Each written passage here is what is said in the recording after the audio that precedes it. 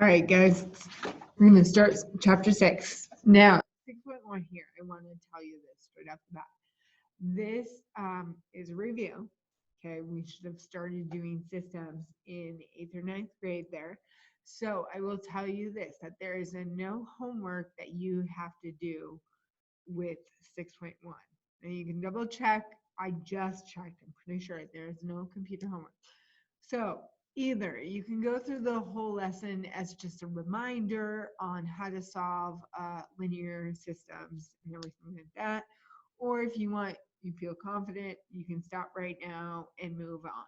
Okay, I'm going to do this lesson as a reminder of how to solve systems of linear and nonlinear equations. Okay, so we have a couple ways that we can do this. This is a 2x2 right here. So what that means is we have two equations and we have two variables. Okay, so this wants you to solve it by substitution. So what we could do is rearrange one of the equations, and I'm going to rearrange the one down below. Does it always have to be the one down below? No, you really do want to analyze and say which one looks more simple to solve. Okay, so of course I just moved this 4x over.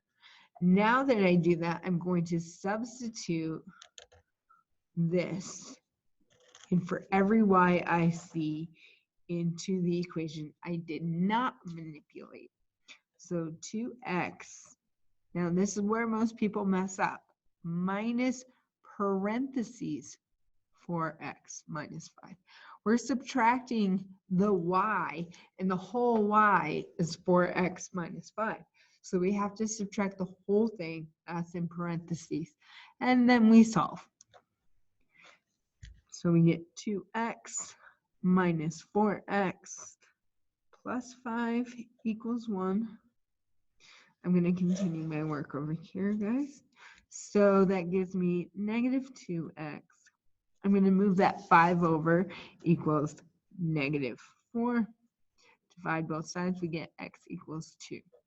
Now, when we do systems of equations and everything, we want to make sure that we are solving for all of the variables. So this is just x. To find y, we plug back in. We should be able to plug into either one of these equations and get the same value of y. So if you're nervous about your calculations, you can always substitute into both equations and hopefully you get out with the same y. For me, I want to say, let me substitute in the x to the easiest one. So negative 4 times 2 plus y equals negative 5. Negative 8 plus y equals negative 5.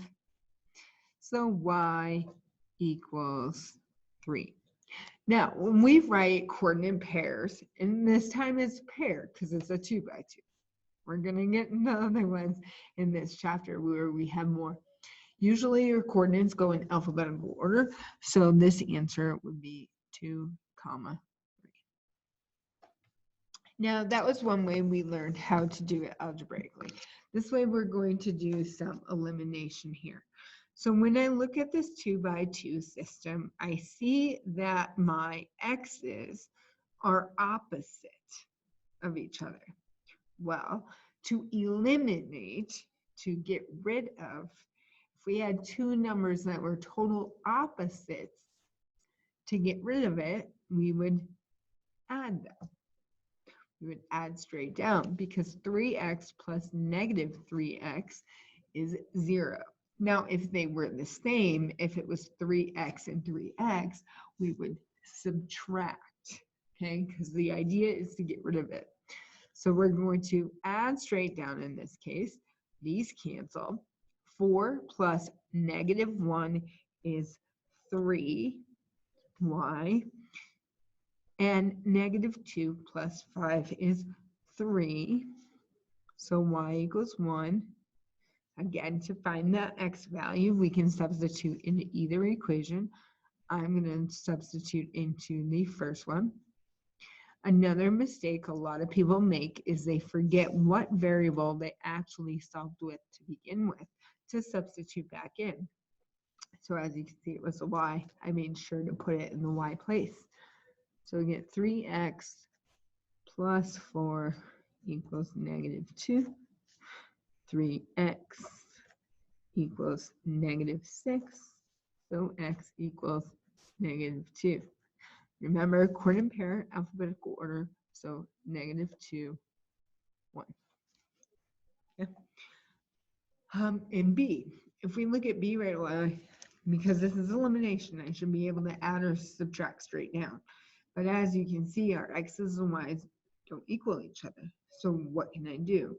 Well, what I have to do is I have to multiply the equations to be able to have them match. So I'm going to multiply the top equation by 3, the bottom equation by 2, so I can get the x's to be the same.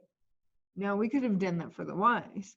And in this case, I might have said, let's multiply 6 in the top, 4 at the bottom. That depends on you. All right, so remember when we multiply, we have to multiply all the terms. So 3 times 2x is 6x. -4y times 3 is -12y. And 6 times 3 is 18. That right-hand side is where most people forget to multiply, so don't forget that. 3x times 2 is 6x. -6y times 2 is -12y. And 9 times 2 is 18. Now, I'm going to focus on my x. I mean, it might be obvious right now, and you're saying, Ms. Heckman, those are the two same equations. But let's just say I didn't see it, and I'm continuing. I see my x's are the same, so I'm going to subtract straight down.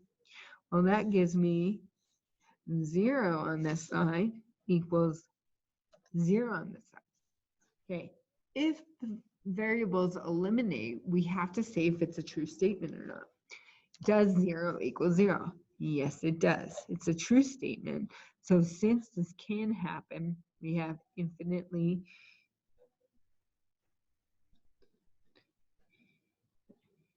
many. Okay. If our variables disappeared, both of them, and we got something that was untrue, like -5, then it would be no solution. And what do you know?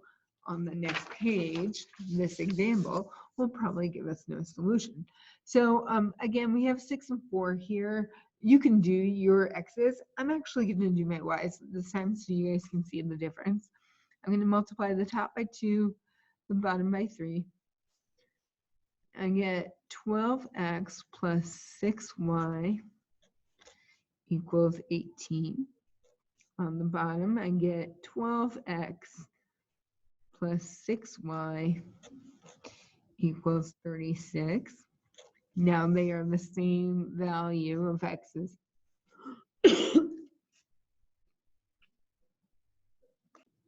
Sorry guys, I had a coughing spell. Didn't think you wanted to see that. So again, the x's are the same, so same means that I subtract straight down. Well, on this side, this whole side cancels to 0. But when I subtract straight down here, I get -18. Does 0 equal -18? No, they don't equal, so that means it's no solution. Hopefully this is coming back to you guys. All right, let's talk about some more vocab word, and we're going to continue. If a system of equations, linear or nonlinear, has no solution, okay, this is where it becomes more important. But I will actually go over this again in case people aren't watching the whole video. So if it has no solutions, it is called inconsistent. Okay. If it has at least one solution, it is consistent. In the case of linear systems, we can divide the consistent systems into 2 categories. Okay? So consistent can have 2 categories. We have a consistent linear system is called independent if it has a single solution. Geometrically, this solution is a point at which the intersection of 2 lines has different slopes. A consistent linear equation is called dependent if we have an infinite number of solutions. So in other words, for linear, it's going to be where they're the same slope, they're parallel, okay? All right, now let's move on to some practice with nonlinear. What happens here? Now, as you can see, the example doesn't say use elimination or substitution. But I will tell you with nonlinear, it's actually easier if you do substitution, but I'm going to do it with both, okay? I'm going to show you what that looks like. So in A, first of all, I want you to picture what could happen. If you see, because we have ones in front of the x squared and y squared here, and it equals the value of 4, we know this is a circle, okay? And because we have this, if I divide by 4, divide by 9, we would actually get 1 here, and we would have fractions where the a and b are different. This is addition, so this is an ellipse. So you could actually picture a circle and an ellipse and see how many times they would be able to intersect, if they intersect at all. So in this case for A, I'm going to use substitution. And I'm using it right now. I could use elimination, but I'm going to use substitution just so you can see. So I'm going to solve for x squared. Now, I don't have to solve for x, guys, because when I'm replacing, there we go. When I'm replacing, I'm going to replace the x squared anyway, so I don't need to worry about it. So I subtracted the y squared from both sides, and get negative y squared plus 4. And then I'm going to substitute this in for every x squared, right? So 4 times, instead of x squared, I'm going to put the negative y squared plus 4 plus 9y squared equals 36. I'm going to start solving. Negative 4y squared plus 16 plus 9y squared equals 36. Let's see, that leaves me with 5y squared equals 20. Divide by 5, we get y squared equals 4. Now remember, we're doing coordinates, so we need x comma y. So I do have to take the square root of both sides. But be careful, because when we take the square root, how many answers do we actually get? So y equals 2, but it also equals negative 2. Okay? So that means I have 2 coordinates in which I have to plug into both, or plug in both the separate times to find that x value, okay? So when I plug in 2, oops, and this is going to be the y value, right? When I plug in 2, the y on top, I get 4, and I move it over, I get x squared equals 0, so x equals 0. Well, what do you know? That happens the same thing as if I plug in negative 2 for y. Negative 2 squared is 4. Move that 4 over. We get 0. X squared equals 0. So x equals 0. And there are 2 solutions. For B here, I'm going to use elimination this time. But I want you to see that the top one is a circle and the bottom one is a hyperbola. Okay, think of it. So we have a circle and we have a hyperbola. And I say it like this because it's a horizontal since x is first. How many ways can we intersect? Well, technically, we could probably get up to 4 ways, right? If we had a huge enough circle and the hyperbola went into both, right? We could have tons of ways. So we'll see what happens.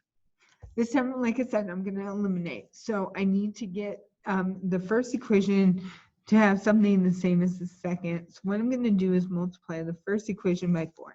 I'm going to rewrite everything down below here so I leave myself room. 4x squared plus 4y squared equals 16. Don't forget to multiply that right side. I'm actually going to keep that hyperbola the same since I'm making the top look like the bottom. Now, since they are the same, I'm going to subtract straight down. So the 4's cancel. 4 minus negative 9 is 13 y squared. And 16 minus 36 is negative 20. Okay, let's solve. We get y squared equals negative 20 all over 13. Take the square root of both sides. What do you guys notice? Can we take the square root of a negative number? No, it's not possible. So this is no solution. So in here, when it comes to nonlinear, it's not that the variables necessarily cancel out, but we come to a false statement, okay? Something that cannot happen. All right, so let's continue again if you want more practice. Okay, because now we're going to get into just a little bit. Let's see, we have a circle here, right? And because x and y are to the first here, this is linear. In this case, it might be easier just to do substitution, right? So I'm going, which one looks like the easiest to rearrange? Well, the bottom one. So I get y equals 2x. I'm going to substitute that in. So x squared plus, instead of y, I'm going to put 2x squared equals 5. That's x squared plus 4x squared equals 5. 5x squared equals 5. X squared equals 1. And then x equals plus or minus 1.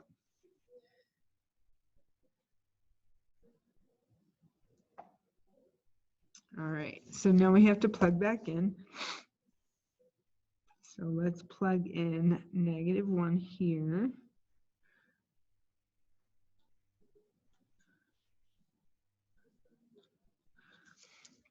Okay, we'll plug in 1 on this side.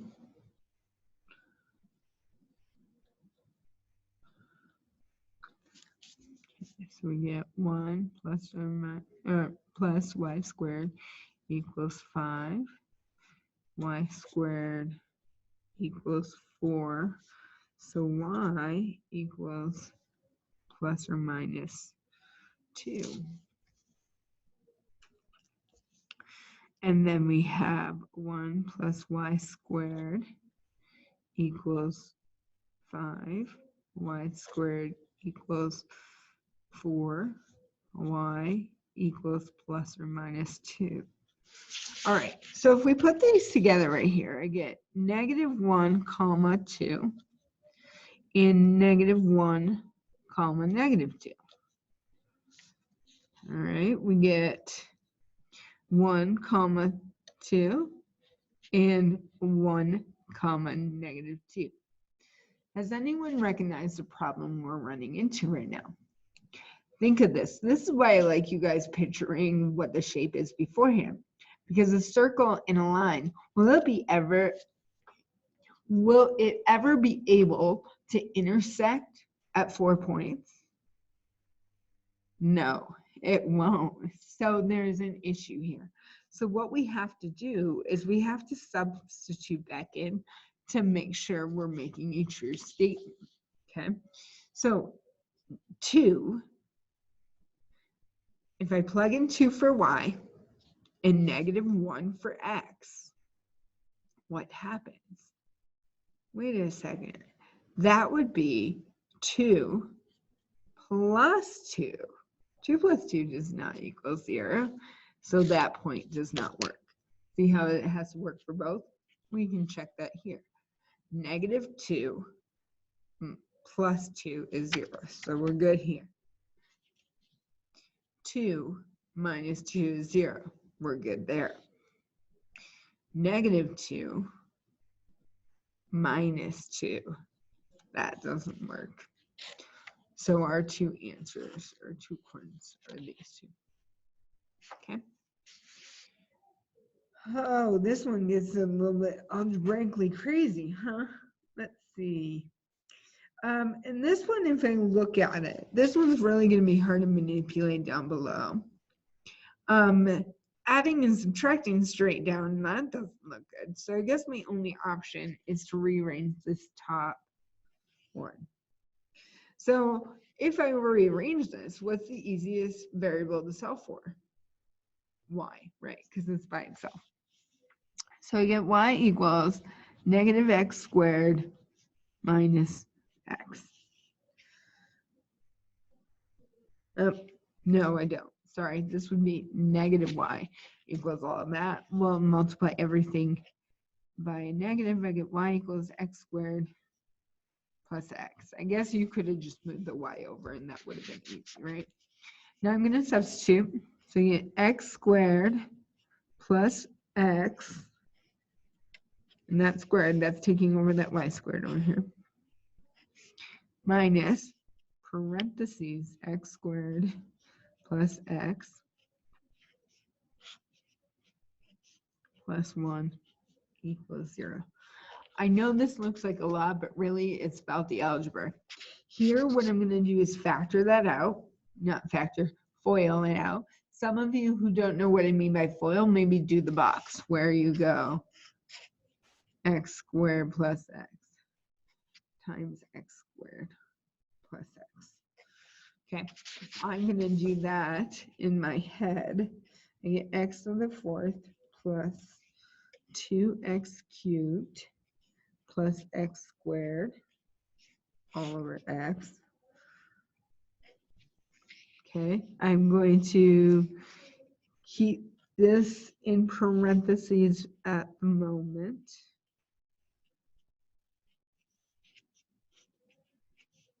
Now, I will tell you this, one move I am going to make right now. No, I'm not going to make it. I'll show you why. Okay, what I do want to show you is that they all have the same term right here. So what I can do is divide each term by that denominator. So what happens here is x to the 4th divided by x is x cubed plus 2x cubed divided by x is 2x squared. X squared divided by x is x. And then I have minus. Now I'm going to keep this in parentheses. X squared divided by x is x. Plus x divided by x is 1. Equals 0. Okay. Now let's distribute that. X cubed plus 2x squared plus x. It's going to be minus x minus 1 plus 1. Woo! Tons of algebra, guys. Okay, so the ones cancel. The x's cancel. I get x cubed plus 2x squared equals 0. So now I can factor. X squared comes out. X plus 2 is left. What makes this 0? Well, down here, x equals 0. What makes this 0? X equals negative 2. All right, so now if we plug back into the top, you find that if x is 0, y must be 0. And if x is negative 2, you can do that algebra, and we get y equals 2. Now, we have no idea on the other one, like the other one, how this graph is pictured. So we should check our points anyways. And you can check down below. Well, here's an issue. You guys see 0, 0? You cannot divide by 0. So right away, this is not a coordinate. But if we find when we plug in negative 2 for x and 2 for y, we find that it does work. So you guys, I know you're terrible at this, but check your work.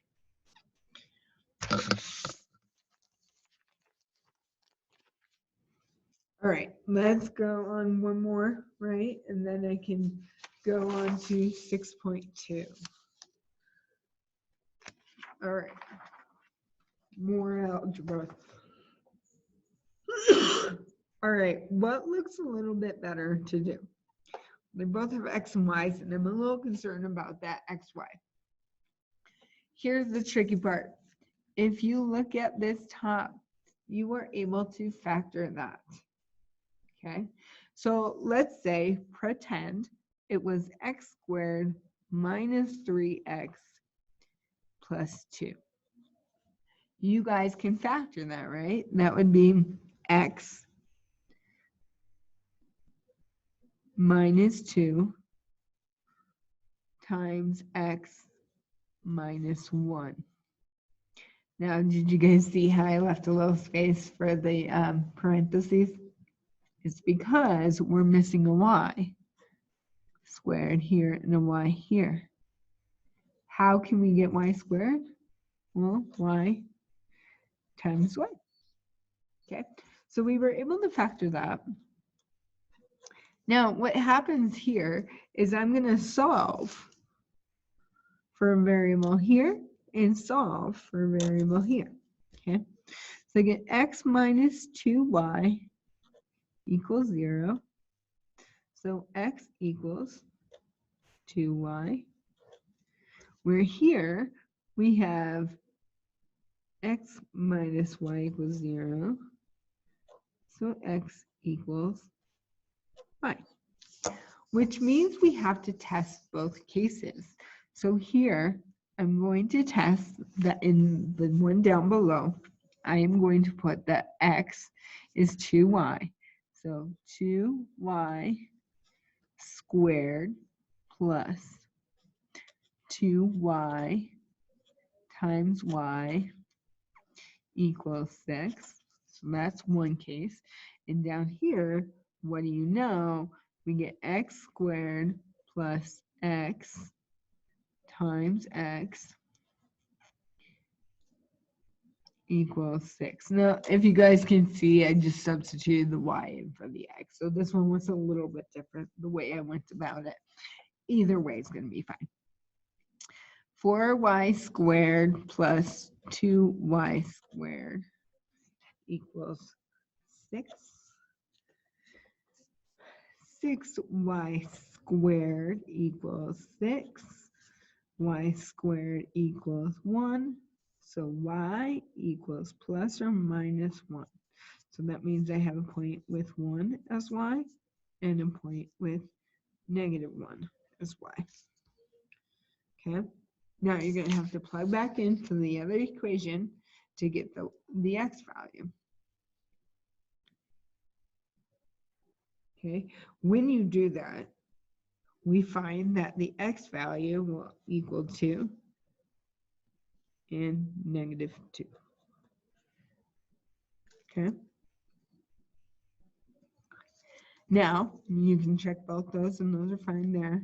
Here, we have 2x squared, right? One here and one here, equals 6. X squared equals 3. So x equals plus or minus the square root of 3. So we have a point with square root of 3.